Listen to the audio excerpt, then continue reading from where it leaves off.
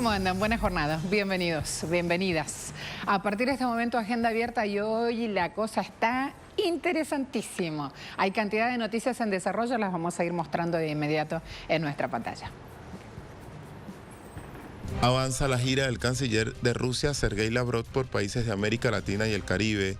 Tras visitar Brasil, Venezuela y Nicaragua, el jefe de la diplomacia rusa aterrizó en el Aeropuerto Internacional José Martí de La Habana, procedente de Managua, donde se reunió con el presidente nicaragüense Daniel Ortega y otros representantes del gobierno del país centroamericano. Por otra parte, según medios cubanos, el encuentro con los cancilleres Sergei Lavrov y Bruno Rodríguez Parrilla se centrará en impulsar la cooperación estratégica en materia política, económica, educación y cultura, además de seguir afianzando los nexos de amistad entre ambos pueblos. Asimismo, como parte del programa, está previsto que Lavrov sostenga encuentro con el presidente de la República, Miguel Díaz-Canel Bermúdez. La visita a Cuba es el último destino de la gira por América Latina y el Caribe del canciller ruso, que empezó el lunes 17 de abril y terminará el viernes 21. Esta mañana en Agenda Abierta analizaremos el impulso de la cooperación estratégica de Rusia con los países de América Latina debido al enfoque desideologizado y pragmático de sus gobiernos. Pragmatismo, palabra clave. En el análisis la vamos a poner en marcha. Telesur, canciller ruso llega a Cuba como parte de su gira por Latinoamérica. El ministro de Exteriores, Sergei Lavrov, arribó horas de la noche del miércoles a Cuba para mantener un encuentro con el canciller cubano Bruno Rodríguez y con el presidente de Cuba, Miguel Díaz-Canel. Dicen medios de ese país que el encuentro entre los cancilleres estará centrado en impulsar cooperación estratégica y afianzar lazos de amistad. Corría noviembre del 2022 cuando Díaz-Canel se reunía en Moscú con Vladimir Putin. Analizaron juntos el estado y las perspectivas de la asociación estratégica. Así que hoy lo que se dará seguramente es una continuidad de esa agenda que está en marcha. Hablemos además de la siguiente portada que muestra Prensa Latina. Ahí lo tienen, la foto de Lavrov. Canciller ruso comenzará agenda en su visita a Cuba. Y están mencionando estas tareas para el día. Sergei Lavrov empieza este jueves con la colocación de una ofrenda floral ante la estatua ecuestre del héroe José Martí, esto en La Habana. Un programa de trabajo que también, hay que decir, es el último en Cuba porque ya viene en esta gira latinoamericana de recorrer Brasil, Venezuela y Nicaragua. Hay aquí una serie de puntos que ya han sido mencionados en nuestra presentación inicial del tema, así que ya vamos a pasar a estar atentos a las declaraciones que se van a dar en breve. Mostramos además Sputnik, un medio de comunicación de Rusia. Ahí lo tienen. Lavrov se reúne con Daniel Ortega en Nicaragua, ministro de Exteriores ruso. Esta era la parada previa a llegar a Cuba. Se reunió el 19 de abril con el presidente de Nicaragua para seguir tejiendo lazos de cooperación y de hermandad entre los pueblos. Dejo este espacio y me preparo también a ver un posteo en Twitter. Sí, ahí lo tenemos, Cancillería de Rusia. Indicando con esta imagen, el canciller Lavrov fue recibido por el presidente de Nicaragua, Daniel Ortega, por la vicepresidenta centroamericana Rosario Murillo. Trataron temas de cooperación bilateral. Fechado Managua, 19 de abril. Y ahora vamos a ver también allí otra imagen. Sergei Lavrov, el pueblo de Nicaragua defendió su derecho a tratar con independencia los asuntos internos. Estamos seguros de que el desarrollo del país seguirá basándose en las decisiones de su pueblo y no en las intromisiones desde afuera. Esta declaración oficial la daba el canciller en Nicaragua. Me preparo a ir a La Habana. Nos están esperando. Lisandra Andrés con nosotros. Bienvenida con la actualización, Lisandra.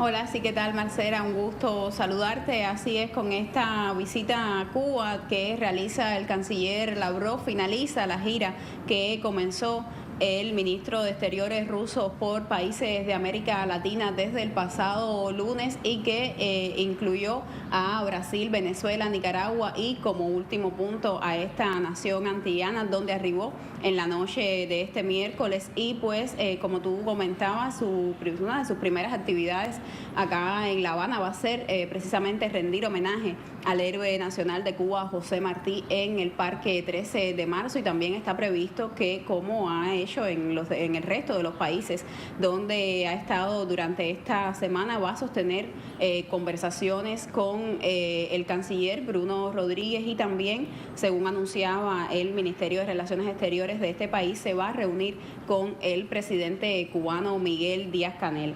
Esta es, Marcela, la octava vez que Sergei Lavrov visita a Cuba como ministro de Relaciones Exteriores de Rusia desde que asumiera este cargo en el año 2004 y señalar también que como parte de esta gira que ha estado realizando por países de América Latina, el canciller ruso ha dicho y ha reiterado el llamado a unir fuerzas contra el chantaje de las sanciones de Occidente, y pues se espera que en esta visita que realiza en esta jornada a Cuba pues continúen estrechándose los vínculos, los fuertes vínculos bilaterales que existen entre ambos países. Nosotros vamos a estar pendientes a las declaraciones que surjan tras los encuentros con el canciller Bruno Rodríguez y con el mandatario Miguel Díaz-Canel, pero señalarte que Cuba y Rusia mantienen una estrecha cooperación, no solamente en el ámbito político, sino también en el ámbito económico, cultural.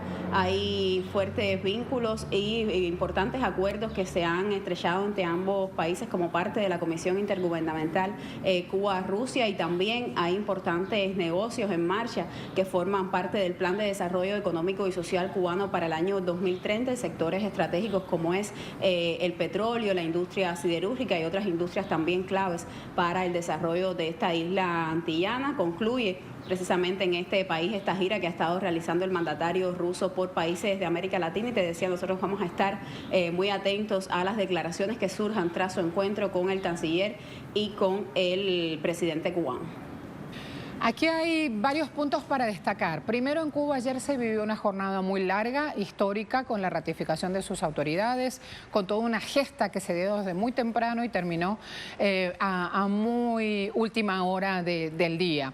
Con esperanza, con alegría, pero ha sido una jornada muy larga. Y además hoy, en esta continuidad, como la frutilla del postre, se trabaja a lo externo, digamos. Ayer fueron temas domésticos, vitales, pero locales. Y ahora esta gira latinoamericana de nuevo sumerge a Cuba en estos titulares que la unen a Rusia. Hablemos de la importancia de Cuba, luego de la pandemia, ratificando sus autoridades, de la importancia de seguir tejiendo nexos con Rusia, porque los habitantes hasta ahora, Lisandra, han tenido beneficios de esta alianza y se preparan para más. ¿Es así?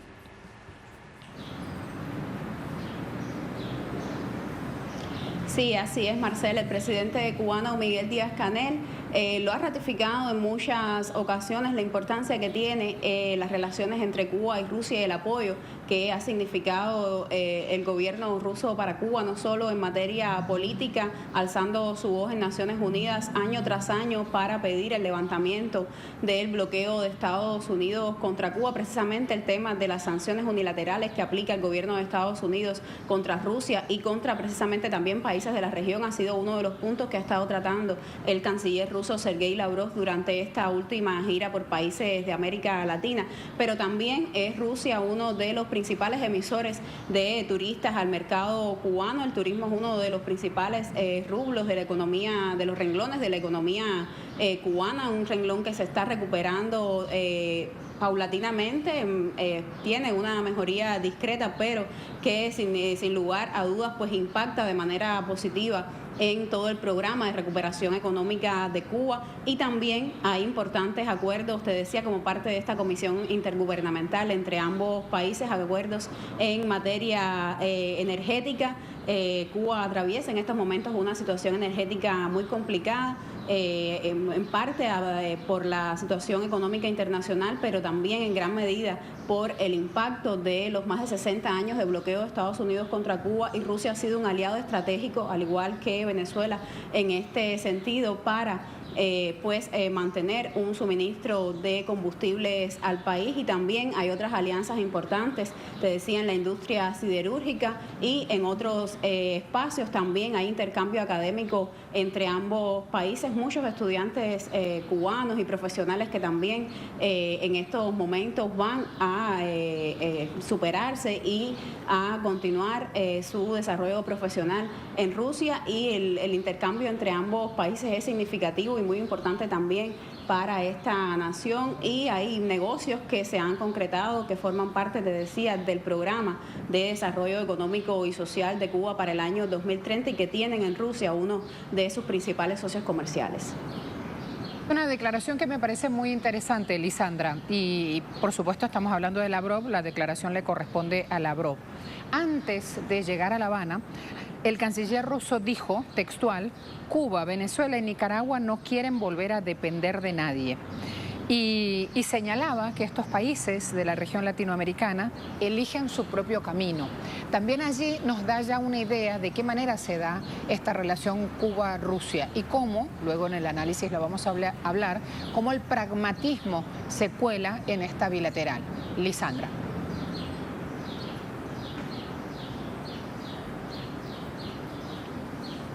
Disculpa, Marcela, no te escucho.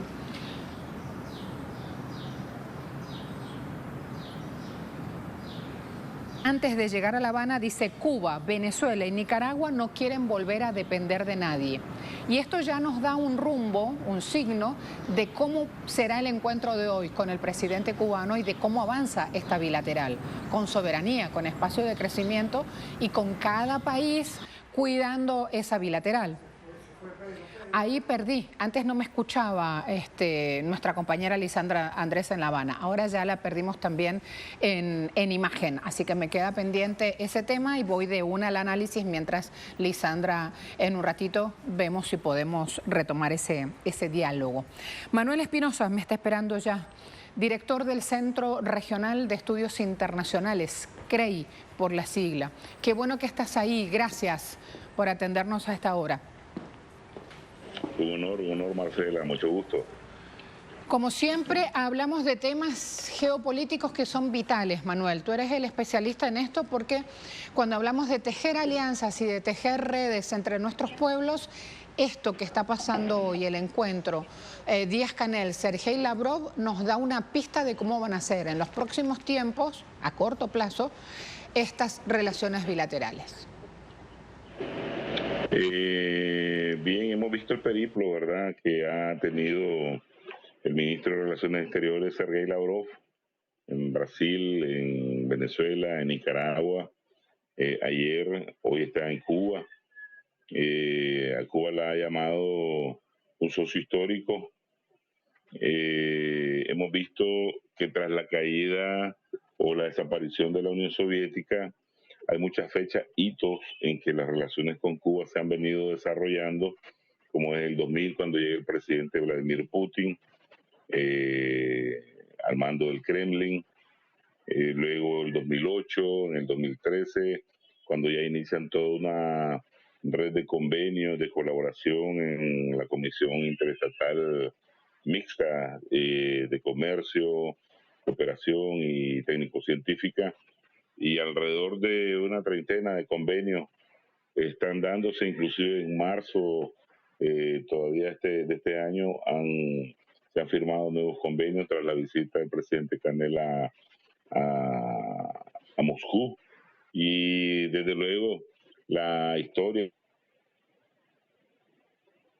Rusia, la Unión Soviética, llámese, y Cuba, pues tienen un carácter estratégico y altamente geopolítico, al igual que con Venezuela y Nicaragua. Hablábamos de una palabra clave en esta bilateral, Manuel, y me gustaría preguntarte, por supuesto, consultarte tu opinión. La palabra en esta relación, porque la hegemónica mediática sale a hablar de las asimetrías, de que tan distintas posiciones tienen a la hora de relacionarse Rusia y Cuba. Pero el canciller ha sido muy claro y habló de pragmatismo, y eso cambia completamente el punto de vista, el abordaje a cómo será esta relación bilateral. Bueno, el pragmatismo entre las relaciones de estos dos países siempre se ha basado en un análisis profundo, concreto, real de la situación coyuntural, de los intereses mutuos, realmente tienen adversarios comunes, amenazas comunes y el pragmatismo se lleva a cabo en función de una colaboración en todos los términos, tanto político, cultural, como económico, financiero, de manera simétrica. Hoy día, después de que hace años Rusia condenó el 90% de la deuda con los cubanos, unos 35.000 millones de dólares. Vemos que las relaciones económicas van a ir creciendo, están trabajando en función de lo que ambos países requieren, ¿verdad? Se habla también de complementariedad en las relaciones internacionales, en esas relaciones bilaterales, y me imagino que están encauzándose en esos beneficios de mutuo alcance, en esa visión nueva pragmática que Rusia tiene, sobre todo a partir del 31 de marzo que Putin firmó el nuevo decreto sobre la nueva política exterior rusa, ¿verdad? Donde se trata de que en un mundo tan complejo, tan difícil como hoy día, donde Rusia tiene que responder de manera simétrica en materia de reacción, de retaliación a todo tipo de agresión por parte del occidente o de, colectivo o cualquier otro agresor.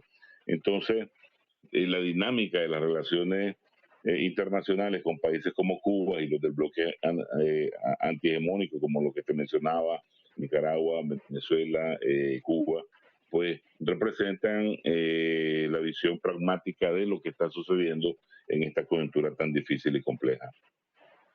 Hablemos de esas complejidades también, porque el mapa geopolítico mundial nos ha dado un 2022 muy duro y un 2023 que no asoma mejor. Y ya vamos por abril del 2023.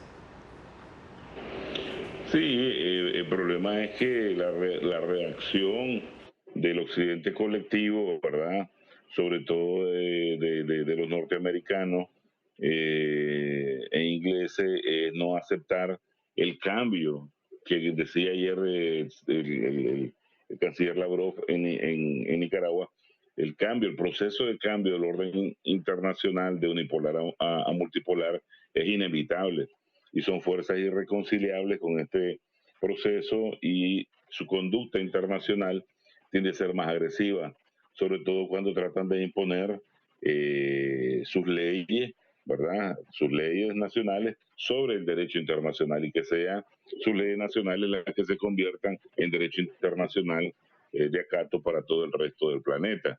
Y sobre todo sus acciones agresivas, estamos viendo cómo están tratando de, más que buscar una solución en Ucrania, ¿verdad? Están buscando cómo alentar a países como Polonia, a Rumanía y a otros para que traten de ocupar ese espacio ya de Ucrania que está derrotada y continuar y prolongar una guerra en el plano europeo. Y estamos viendo cómo están buscando, provocando a China en el lado del mar surasiático en el estrecho de Taiwán. Entonces, eso hace de que la situación sea volátil en términos militares, ya ni se diga de la amenaza del uso del arma nuclear, de tener que responder con este tipo de armamento. Y a nivel local, regional, pues siempre está y sancionando y amenazando a los países del hemisferio. Hemos visto cómo han amenazado a Argentina, ¿verdad? Diciéndole que las acciones van a tener proporciones apocalípticas si hacen esto y lo otro con China. Están advirtiendo que los recursos del sur, litio, por ejemplo, como que les pertenece, dice la Laura Richardson, y toda ambición de China de comercializar o de Rusia en un segundo plano representan amenazas a la seguridad nacional. Entonces, en este contexto tan difícil y tan complejo, es que la voluntad de muchos países de un mundo más justo, un mundo con una justicia internacional de verdad, de respeto mutuo, de libertad de los pueblos, es que se está dando, y los pueblos están orientándose hacia Euroasia y no hacia el norte. Ahí hay un punto también interesante. Hablabas de orientación y los resultados que se necesitan en la mayoría de los países en esta circunstancia son resultados rápidos. Así que también hablamos de que la agenda tiene que resumir orientación y manejo del tiempo. No solo ya son las herramientas o el signo ideológico, sino manejo del tiempo. Hablar de tiempo es hablar en tiempo real, es el aquí y el ahora, Manuel. Esto entorpece realmente un plan a largo plazo en lo que es política exterior de un país, pero ya estamos viendo que todo es más que rápido. La semana pasada ha sido un intenso ir y venir de funcionarios europeos, por ejemplo, a África, a China. Allí mismo se dio la salida de la gira latinoamericana de Lavrov, que hoy está en Cuba. Hoy mismo en Venezuela el encuentro presidente Maduro y presidente de Bolivia. Todo es absolutamente rápido porque los tiempos son volátiles. Es correcto. Nosotros estamos viendo, por ejemplo, ciertas diferencias un tanto en el tono de la visita hacia Brasil, por lo que representa de los BRICS, el volumen comercial. Sin embargo, vemos que hacia Venezuela tiene un carácter, inclusive dice Lavrov, de soberanía, de solidaridad, de defensa de la soberanía venezolana. La calificó como el socio más confiable para Rusia, y destacó todo un sinnúmero también de aspectos comerciales, culturales, políticos, como los destacó aquí en Nicaragua. Entonces, se trata de que las economías de nuestros países entren en un dinamismo de rendimiento positivo en función de, inclusive, quitarnos esa supeditación histórica que muchos de nuestros países aún tienen con la economía norteamericana. Y se trata de generar con la asistencia y cooperación de las potencias mayores ese dinamismo que se requiere en tiempo y forma. Por eso el carácter de la expresión de nuevo de Lavrov sobre pragmatismo y sobre dinamismo en las relaciones tanto bilaterales con cada uno de los países que visitó, como en el aspecto multilateral, porque con Brasil, por ejemplo, tiene relaciones en el G20 también, además de los BRICS. Y se trata también de tratar de revertir ese accionar, vamos a decir, obligatorio que ya tienen los norteamericanos en función del declive de su economía y el declive del papel del poder del dólar. Entonces, la zona de Euroasia está convirtiéndose en una zona altamente atractiva, ¿verdad? Y no solo los 4 países que visitó están viendo hacia Euroasia, sino que muchos otros más, y Bolivia, y Ecuador, y México, y Argentina, y podemos decir prácticamente toda América Latina está en función de ver hacia los gigantes de Euroasia. Por aquí andaba el vicesecretario de Relaciones Exteriores inglés aquí en El Salvador, y las noticias comparan la diferencia, ¿verdad?, del nivel de la visita de Lavrov, un canciller de Rusia, con un funcionario de menor rango en El Salvador. Gracias, Manuel. Hasta la próxima. Un honor siempre, un honor, Marcela. Muchas gracias. Un gran saludo, un saludo afectuoso, siempre predispuesto y siempre generoso con sus conocimientos. Manuel Galindo, nuestro invitado. En Colombia inició la Feria Internacional del Libro de Bogotá.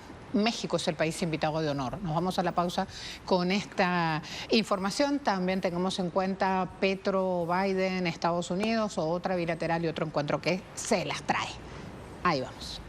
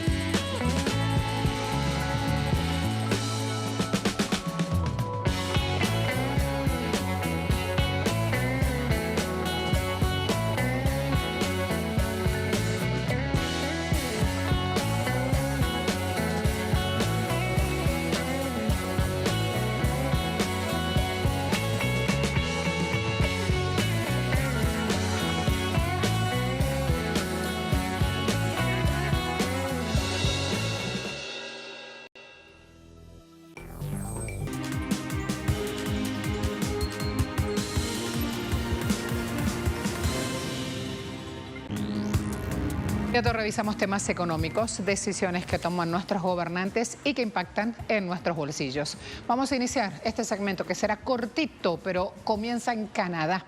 ¿Por qué nos situamos en este punto del continente americano? Más de 155.000 funcionarios públicos están de huelga. Estos trabajadores están participando en piquetes en varias regiones de la nación. Piquete, una palabra muy sudamericana que creo que ya se ha internacionalizado. ¿Qué es un piquete? Cortar la calle, ¿sí? Poniendo estos conos anaranjados. Exigen aumentos de sueldo por el alto costo de la vida. Piden también flexibilidad con el trabajo telemático, con el trabajo en casa. Luego de meses de negociaciones con el gobierno de Justin Trudeau, la Alianza de la Función Pública de Canadá dijo que no llegaron a un acuerdo y lanzó esta huelga con 150 puntos de concentración de trabajadores en toda la nación.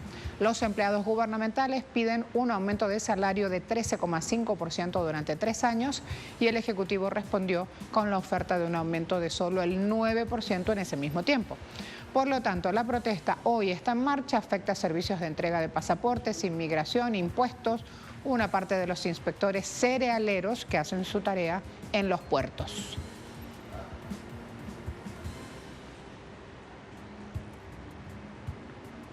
La administración de López Obrador en México ya indicó el monto a cancelar por la compra de 13 plantas eléctricas a Iberdrola.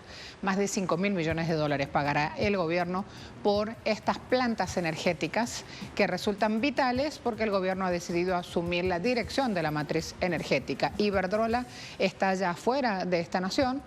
Y ahora todo lo que se conozca ya son los detalles técnicos de esta transacción que será concretada en un plazo de 10 años.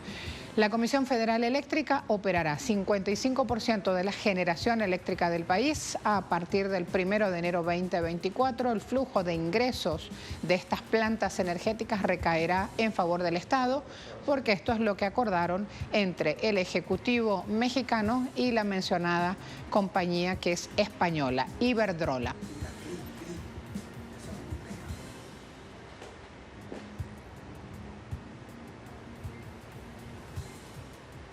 Otro tema. Con el objeto de fortalecer y profundizar las relaciones bilaterales y la cooperación, los gobiernos de Venezuela y Bolivia instalaron este miércoles en Caracas la tercera comisión mixta. Se tiene previsto que el encuentro de la comisión conjunta concluya este jueves con la firma de más de 10 convenios de cooperación en presencia de los mandatarios Nicolás Maduro y Luis Arce. El ministro de Relaciones Exteriores de Venezuela, Iván Gil, ratificó el compromiso de continuar avanzando en la pasada por los líderes Hugo Chávez y Evo Morales. Por su parte, el jefe de la Cancillería boliviana destacó que esta tercera comisión conjunta busca fortalecer y profundizar las relaciones bilaterales, diplomáticas de amistad, complementariedad y cooperación, lo que permitirá avanzar en una agenda común. Esta mañana, en Agenda Abierta, analizaremos cómo la profundización de las relaciones bilaterales entre Venezuela y Bolivia contribuyen al fortalecimiento de la integración regional. Tenemos esta realidad. Venezuela profundiza relaciones con Bolivia. Preguntamos, ¿los temas energéticos, gran fortaleza de estos países, son vitales de abordar de cara a un mundo en conflicto por los recursos naturales? Recién empieza, recién pusimos la pregunta en el espacio Twitter, así que vamos a participar. Y ahora mostramos rapidito 2 portales de atención porque ya tenemos al invitado también. BTV dice, instalan tercera comisión mixta Venezuela-Bolivia. En la Casa Amarilla, sede de la Cancillería de Venezuela, se instaló esta comisión. Se conformaron 2 mesas de trabajo. Estamos hablando que evalúan temas económicos, comerciales, sociales y políticos. Al cabo de las discusiones se elaborarán una declaración que será firmada este día por los presidentes de Venezuela y de Bolivia. Además, voy al siguiente portal.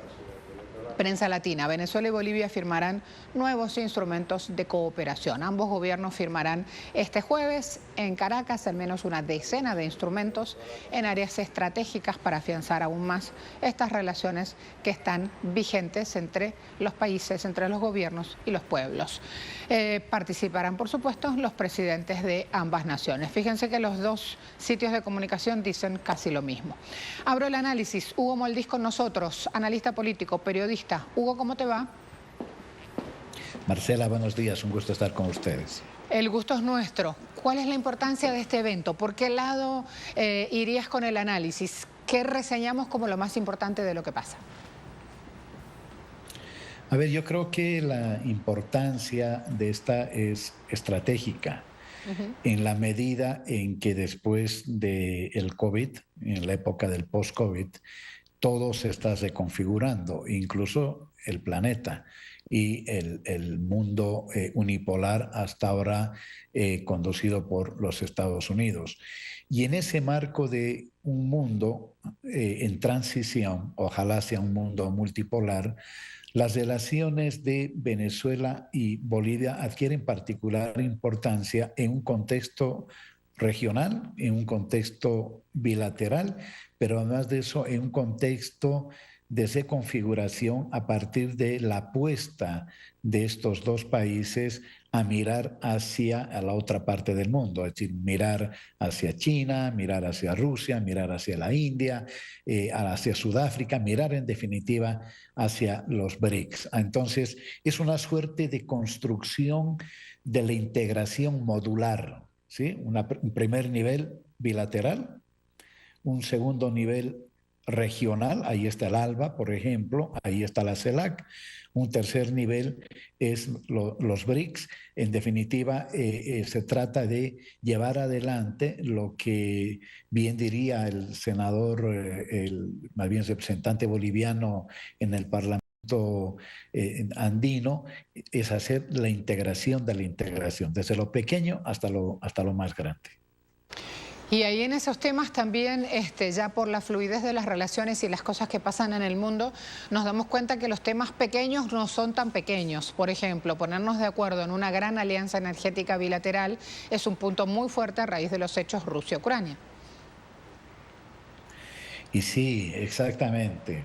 En realidad lo pequeño se vuelve grande en la medida que está articulado un esfuerzo mayor. Es de lo particular a lo general y de lo general a lo particular. Y creo que esa es la importancia de esta tercera reunión de la Comisión Mixta. Esa va a ser la importancia de la declaración que firmen los presidentes de Bolivia y de Venezuela. En un contexto, vuelvo a señalarlo, de una contraofensiva imperial que no cesa ni va a cesar. Estados Unidos quiere recuperar el control de América Latina y el Caribe en las condiciones de subordinación a los intereses de la Casa Blanca. Pero en la medida en que la revolución venezolana, la cubana, la nicaragüense, la boliviana y otros gobiernos progresistas apuntan a tener mayor autonomía, a romper los lazos de dependencia donde no se lo ha hecho, en el caso de Venezuela y Bolivia ya se lo ha hecho, de las relaciones de dependencia de los Estados Unidos y forjar un camino propio, el desafío se convierte de político también a económico. Se trata de que, para ser más preciso, que las relaciones bilaterales, en este caso entre Venezuela, Bolivia, Bolivia, Venezuela, pasen de la retórica, pasen de la formulación política, ¿no? que es fundamental, a una mayor efectividad en el campo de la integración, que es la mejor manera de demostrarle a nuestros pueblos que las relaciones bilaterales tienen la importancia que le están dando los dos presidentes, en este caso, Luis Arce y Nicolás Maduro. Te mando un gran saludo. Gracias, Hugo, por este tiempo. Muchas gracias. Hasta luego. Venezuela profundiza relaciones con Bolivia. Allí tenían un análisis muy potente de la mano de nuestro invitado Hugo Moldiz. Preguntamos en Twitter, ¿los temas energéticos, gran fortaleza de estos países, son vitales de abordar de cara a un mundo en conflicto por los recursos naturales? 9 participaciones, pusimos la pregunta hace instantes, todos van por el sí. Tenemos de todo, deportes, más corresponsales, todos esperando, así que esto se viene rapidito. Pausa breve, ya seguimos.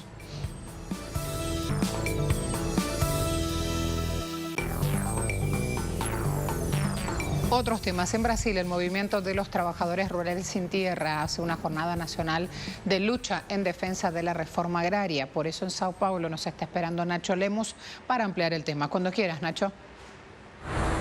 Saludos estudios. El Movimiento Gracias. de Trabajadores y Trabajadoras Rurales Sin Tierra, MST, realiza durante este mes lo que se denomina el Abril Rojo, una jornada de lucha y movilización con acciones concretas, directas para la ocupación de territorios y que así impulsen el avance de la reforma agraria en Brasil. Hay 65.000 personas acampadas en el país esperando que sus espacios de campamentos se transformen en asentamientos de la reforma agraria. No solamente será la entrega de las tierras, sino esto considera el apoyo del Estado en cuanto a insumos, en cuanto también a tecnología y en cuanto a programas de adquisición de alimentos que ya han sido reimplementados durante el gobierno de Lula da Silva para adquirir alimentos producidos por la agricultura familiar y que sean llevados a organismos estatales o escuelas, por ejemplo.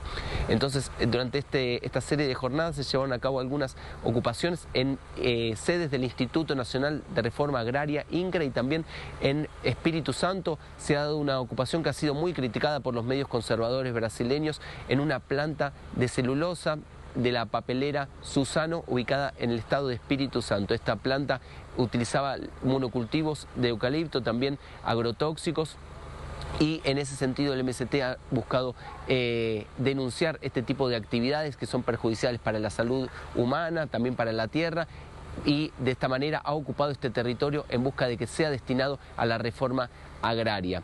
Por otro lado, se ha exigido que se avance en el asentamiento de las familias en diversos puntos del país, algo que ha sido una promesa del ministro de Desarrollo Agrario, Paulo Teixeira, en algunas reuniones con el Movimiento de Trabajadores Rurales Sin Tierra, MST. Entonces, jornada importante de lucha para el mayor movimiento campesino de América Latina durante este mes de abril. Estudios. Muchas gracias. Además, veamos cómo un juzgado de Perú decide hoy si impone 18 meses de prisión preventiva a la ex jefa de gabinete Betsy Chávez y a los ex ministros Willy Huerta y Roberto Sánchez por presunta comisión de delitos de rebelión y conspiración. Jaime Herrera con nosotros. Buen día, ¿cómo te va? Hola Marcela, buen día. Gracias a Dios, bien. En efecto, a las 10 de la mañana va a iniciar esta audiencia del juzgado de instrucción preparatoria en el que se ha pedido desde la Fiscalía la prisión preventiva para Betsy Chávez Chino y algunos otros exministros a quienes se están acusando de haber participado y ser cómplice de lo que se denomina el intento de golpe de Estado de Pedro Castillo Terrones, el expresidente Castillo. Según lo que está estipulando la Fiscalía, es que Betsy Chávez, en un video que se vio desde la televisión estatal, se la ve justamente minutos antes de que él dé su mensaje en el cual estaba tratando de cerrar el Congreso y implantar un nuevo modelo de gobierno. Es por eso que se la ha acusado a ella de participar y de ser parte de este intento de golpe de Estado. Pero también están involucrados otros exministros que, según las cámaras del Palacio de Gobierno, estuvieron justamente durante este mensaje en esta sede del Palacio de Gobierno para luego ser detenido cuando se dirigía a la Embajada de México. Cabe indicar que la abogada de Betsy Chávez ha resaltado que se trata de una persecución política porque definitivamente nunca se dio un golpe de Estado, nunca se generó un levantamiento en armas, tal como se refiere o como lo refiere el delito de rebelión o conspiración. Así que de ahí, algún modo, es que se está estipulando la defensa de Betsy Chávez de este modo. La audiencia, repito, está programada para las 10 de la mañana. Sin embargo, por lo general esto se extiende por varias horas y la resolución, por lo general, es notificada a través de las redes sociales y a los abogados, tanto de la Fiscalía como de los acusados, para notificarles si se les otorga estos meses de prisión preventiva mientras son investigados por esos delitos. Marcela.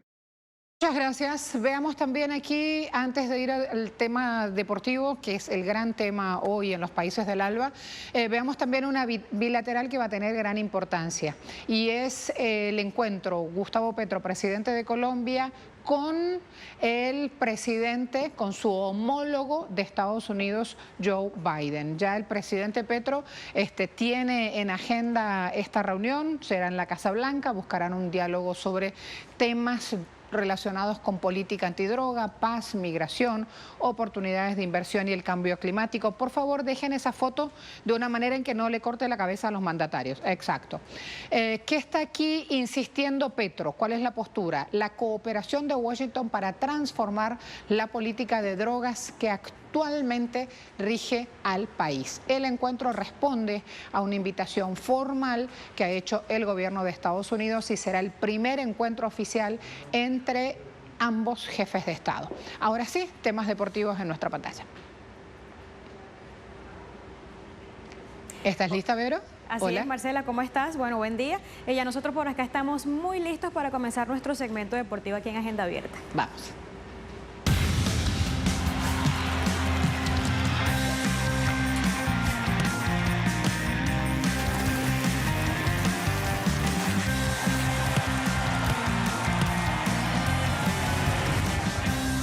Bueno, ya solo un día de los quintos Juegos del Alba, ya Rusia arribó al Aeropuerto Internacional de Maiquetía. La invitación de la delegación de Rusia surgió como parte de un acuerdo deportivo entre Moscú y Caracas que se firmó en octubre del año 2021. El viceministro para la Juventud y el Deporte de Venezuela, Pablo Justiz, catalogó de importante la presencia de Rusia en el certamen y señaló también que esta nación es una potencia deportiva y traerá a sus atletas para que se preparen. La competencia, recordemos que contempla 33 deportes en 30 instalaciones distribuidas en Caracas y los estados Miranda y La Guaira.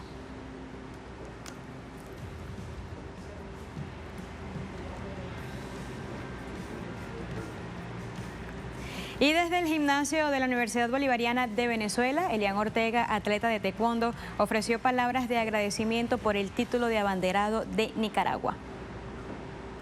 Es un verdadero orgullo poder representar a Nicaragua de esta manera. Obviamente he competido muchísimas veces, he participado en Juegos Centroamericanos, pero nunca había tenido el honor de ser abanderado, que al final, además de obviamente la carrera deportiva que uno llega, tener la oportunidad de que de todo el país me hayan seleccionado a mí, Elian Ortega, para poder haber sido el abanderado me llena de muchísima felicidad y pues solo demuestra que vamos que voy por muy buen camino, obteniendo buenos resultados y como siempre, para mí lo más importante es dejar en alto a mi Nicaragua. Y este 19 de abril, tras 213 años del grito de la independencia, se llevó a cabo en el Velódromo Teo Capriles el acto de izamiento de las banderas de los países que participarán en los Juegos Deportivos del ALBA 2023. El izado de banderas antes de un evento deportivo representa la unión que debe de haber entre los países participantes. Y previo a los Juegos del ALBA, el viceministro de Juventud y Deporte, Pablo Justiz, y la presidenta del Instituto de Deportes de Venezuela, Ninioska Cloutier, le dieron la bienvenida oficial a las naciones que intervendrán en esta cita. Durante la ceremonia, Cloutier destacó la hermandad y solidaridad del ALBA TCP y que gracias a la República de Cuba y Venezuela se hace realidad por quinta ocasión estos Juegos.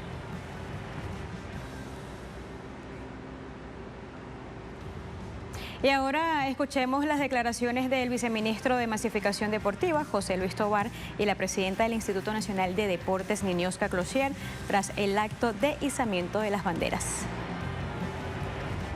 Para nosotros un orgullo y una muestra de gallardía de nuestro presidente Nicolás Maduro para el mundo, de demostrarle de que estamos hechos los hombres y mujeres de bien en Venezuela.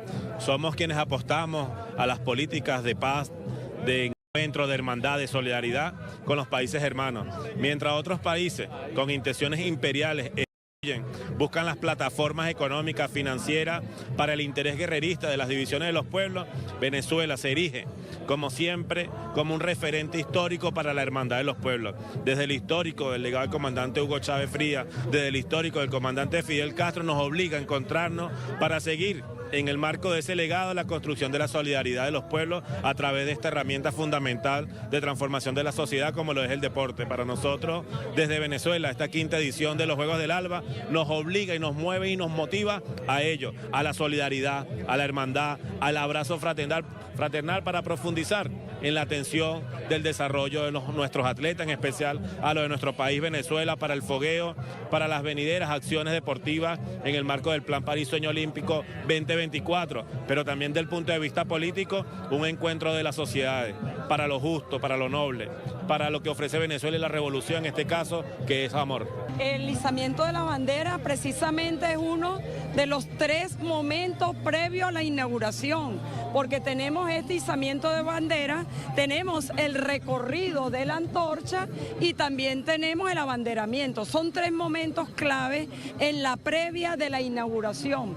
Esto también es una simbología muy importante. El recorrido del fuego patrio, que mañana va a estar aquí en Caracas, también denota esa efervescencia, ese calor, ese ímpetu que tienen los atletas y ese sacrificio que hacen para lograr su objetivo. Ese es nuestro fuego patrio, pero además tenemos lo que es el izamiento de la bandera, que le da la bienvenida a cada uno de estos países. Ya están oficialmente representados acá en Venezuela cada uno de estos países. Ya de aquí en adelante, en la medalla de oro se izará la bandera en primer asta, pero acá las tenemos todo. Esto denota la hermandad, denota la solidaridad, denota ese trabajo en equipo que hacen todos nuestros presidentes de la región, especialmente nuestro presidente Nicolás Maduro, que después de 11 años vuelve a Venezuela los 5º Juegos del Alba. Venezuela tiene los brazos abiertos para todas las naciones.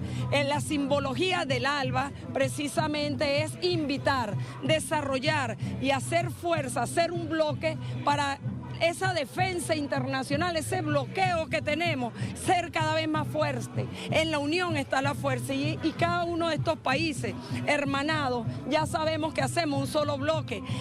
Aquí a mí me preguntan ¿quién va a ganar? Va a ganar la alegría, va a ganar la hermandad, va a ganar la revolución, va a ganar sobre todo la solidaridad de nuestro pueblo y va a ganar el desarrollo del deporte en toda nuestra América Latina y del Caribe. Bueno, ya escuchamos declaraciones y nosotros así finalizamos nuestro segmento deportivo aquí en nuestra agenda abierta. Le doy el pase ahora a Marcela. Gracias, Vero, nos estamos viendo. Gracias a todos por su compañía, por el cariño, por la fidelidad, un valor tan perdido ya por estos días. Pero esa lealtad es la que nos encuentra ustedes poniendo la tele y nosotros con el equipo listo aquí, con gusto, haciendo nuestra tarea. Hasta la próxima.